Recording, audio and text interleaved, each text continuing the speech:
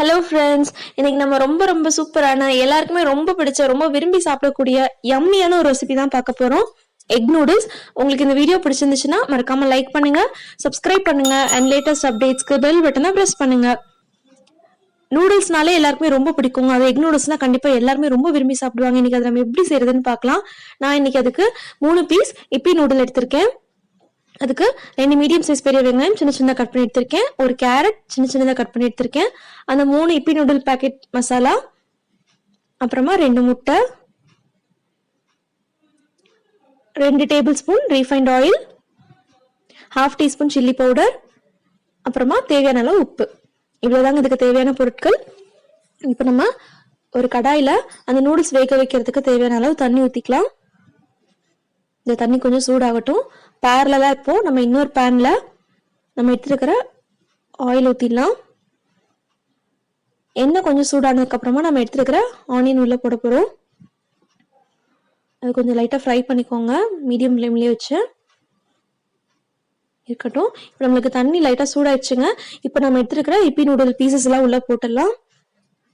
ரொம்ப ஹை ஃப்ளேமில் வைக்காதீங்க, மீடியம் ஃப்ளேம்லேயே வச்சிங்கன்னா அது நல்லா வேகும். ஸோ மீடியம் ஃப்ளேம்லேயே வச்சு அதை நல்லா வேக விட்டுருங்க. இப்போ எல்லா பீசஸும் போட்டாச்சு, இது இருக்கட்டும். இப்போ இதில் நம்ம எடுத்துருக்கிற 1/2 டீஸ்பூன் சில்லி பவுடரும் இந்த நூடுல்ஸ்க்கு தேவையான கொஞ்சமாக உப்பு போட்டுடலாம். இப்போ நம்மளுக்கு வெங்காயம் வதங்கிறதுக்கு இதில் கொஞ்சம் உப்பு போட்டுடலாம். இப்போ நல்லா வதக்கிக்கோங்க. இப்போ நல்லா வதங்கினதுக்கப்புறமா நம்ம எடுத்துருக்க கேரட் உள்ள போட போகிறோம். நான் இன்னைக்கு கேரட் மட்டும் தாங்க போட்டிருக்கேன். உங்களுக்கு வேணும்னா நீங்கள் பீன்ஸ், பச்சை பட்டாணி எல்லாமே போட்டுக்கலாம்.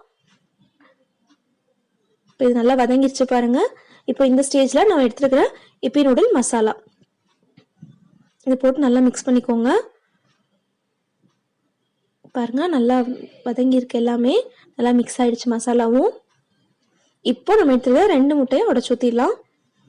நீங்கள் முட்டை உடச்சி ஊற்றுனோடனே டக்குன்னு அதில் கிளறிடாதீங்க, அது ஒரு மாதிரி அந்த எக் ஸ்மெல் இருந்துகிட்டே இருக்கும் நம்மளுக்கு. ஃபர்ஸ்ட் இந்த எல்லோ மட்டும் லைட்டாக உடச்சி விடுங்க. அப்போ அந்த எல்லா பக்கமும் லைட்டாக வெந்துடும் கரெக்டாக. இப்போ ஒரு 2 to 5 செகண்ட்ஸ் அது அப்படியே இருக்கட்டும். அதுக்கப்புறமா அதை லைட்டாக கிளறி விடுங்க, எல்லா பக்கமும் ஈவனாக ஸ்ப்ரெட் ஆகிற மாதிரி. நல்லா அந்த வெங்காயமும் முட்டையும் நல்லா ஈவனாக ஸ்ப்ரெட் ஆகணும். இப்போ பாருங்கள், நம்மளுக்கு இந்த சைடில் இப்போ நூடுல்ஸ் கொதிச்சிருச்சு, நல்லா வெந்திருக்கு. நம்மளுக்கு இப்போ வெங்காயமும் முட்டையும் நல்லா மிக்ஸ் பண்ணிட்டோம். இப்போ நம்மளுக்கு இந்த நூடுல்ஸ் எல்லாம் எடுத்து இதில் போட்டுடலாம். தண்ணியெல்லாம் நம்மளுக்கு அதிகமாக இருந்தாலும் ஒன்றும் ப்ராப்ளம் இல்லைங்க, நம்ம அதை ஃபில்டர் பண்ணி தான் இதில் போட போகிறோம். இப்போ பாருங்கள், நம்ம எல்லா நூடுல்ஸும் இதில் போட்டாச்சு. இப்போ இது நல்லா மிக்ஸ் பண்ணிக்கோங்க. அந்த மசாலாவும் நூடுல்ஸும் நல்லா ஈவனாக மிக்ஸ் ஆகிற மாதிரி, எல்லா பக்கமும் ஈவனாக ஸ்ப்ரெட் ஆகிற மாதிரி மிக்ஸ் பண்ணிக்கோங்க. பாருங்கள் நல்லா மிக்ஸ் பண்ணியாச்சு, பார்க்கவே சூப்பராக இருக்குது. நம்மளுக்கு இதில் நூடுல்ஸில் நம்மளுக்கு இந்த முட்டை போட்டிருக்கிறதுனால முட்டை வாசனை எதுவுமே இருக்காதுங்க, அவ்வளோ டேஸ்ட்டாக ரொம்ப சூப்பராக இருக்கும். இது எல்லாமே கண்டிப்பாக உங்கள் வீட்டில் ட்ரை பண்ணி பாருங்கள். கண்டிப்பாக குழந்தைங்க ரொம்ப ரொம்ப விரும்பி சாப்பிடுவாங்க. உங்களுக்கு இந்த வீடியோ பிடிச்சிருந்துச்சுன்னா மறக்காமல் சப்ஸ்கிரைப் பண்ணுங்கள். தேங்க்யூ. Hello friends.